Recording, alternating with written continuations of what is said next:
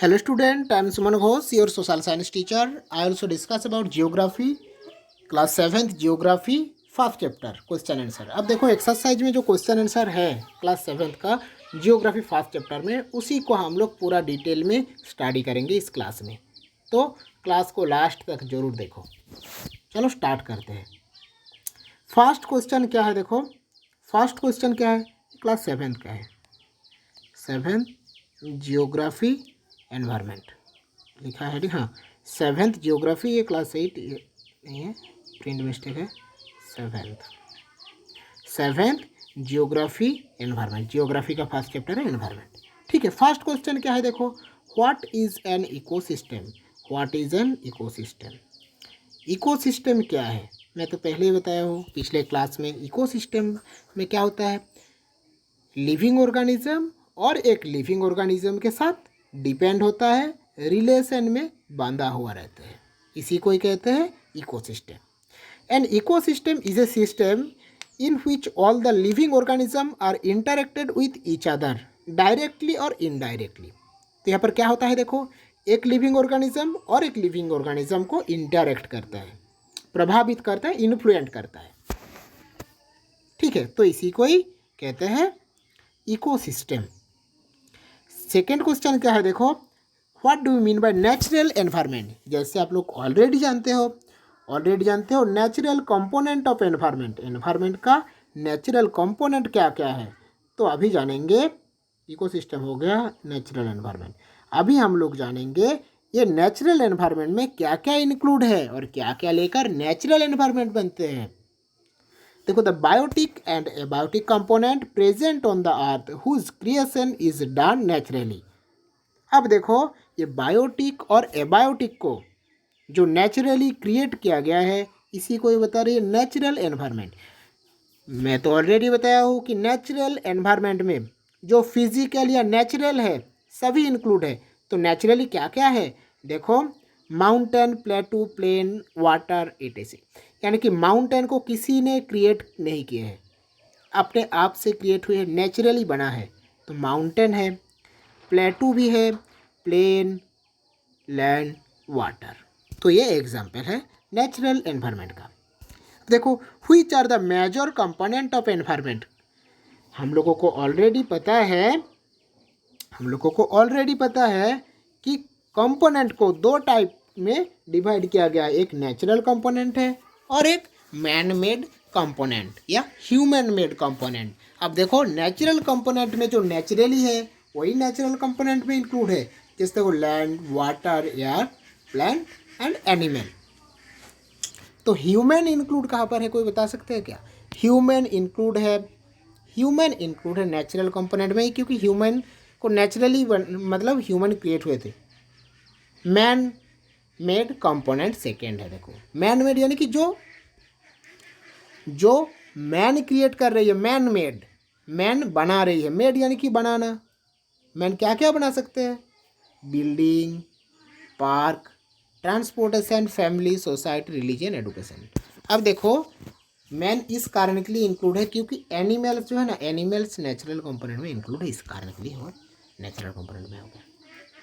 अब देखो what is lithosphere. Lithosphere क्या है, लिथोस्फीयर है अर्थ का जो सबसे बाहर वाला पार्ट है, अर्थ का जो सबसे बाहर वाला पार्ट है उसी का ये नाम है लिथोस्फीयर। देखो the solid crust of the hard top layer of the earth. Earth का जो टॉप लेयर है यानी कि सबसे बाहर वाला पार्ट है उसका नाम है lithosphere. Which are two major component of biotic environment. Biotic यानी कि जिसका जान है, मैं बताया हूँ बायोटिक है, तो प्लांट और एनिमल है। Example, what is biosphere, a narrow zone on the earth where land, air and water support life interacting with each other. Biosphere एक ऐसा पार्ट है जहाँ पर लैंड, वाटर और एयर ये तीनों इंटरेक्ट करता है, इसी को बोलते हैं बायोस्फीयर। अब देखो टिक द करेक्ट आंसर में बहुत सारा ऑप्शन है यहाँ पर, तो देखो राइट आंसर ही बस लिखा है कॉपी में लिखने के लिए। तो और एक बात क्या है, जो लोग ये वीडियोस देख रहे हो, वीडियोस देखने के बाद ये पूरा कॉपी में नोट कर लेना, कॉपी में नोट कर लेना। Which is not natural ecosystem. Natural ecosystem का एग्जाम्पल बताओ, नॉट बताइए, not natural ecosystem, natural ecosystem नहीं है। एक्वेरियम, एक्वेरियम क्या होता है? एक शीशे का ऐसा एक डब्बा रहता है जहाँ पर मछली को रखा जाता है, इसी को एक्वेरियम बोलते हैं। Which is not a component of human environment, human environment में इंक्लूड नहीं है क्या? लैंड।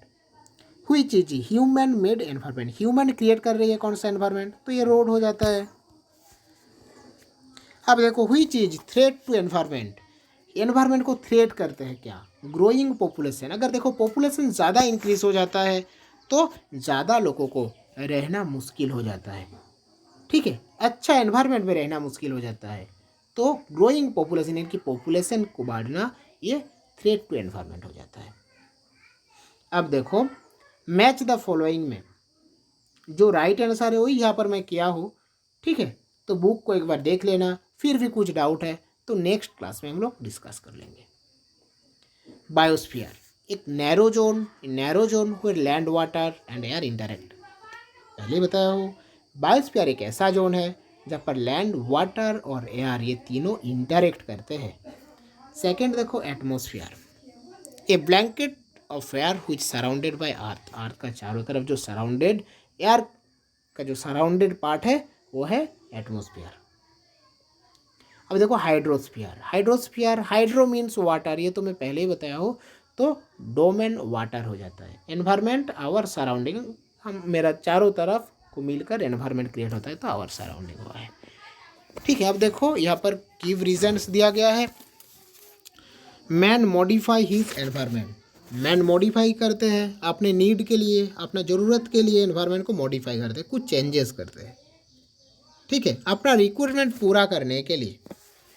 देखो cutting of forest and tilling of land for agriculture, agriculture करते हैं फॉरेस्ट को काट के, ठीक है, अपना खुद के लिए घर बना रही है अच्छे से रहने के लिए, ठीक है। तो मैन इस जगह में मॉडिफाई कर रही है।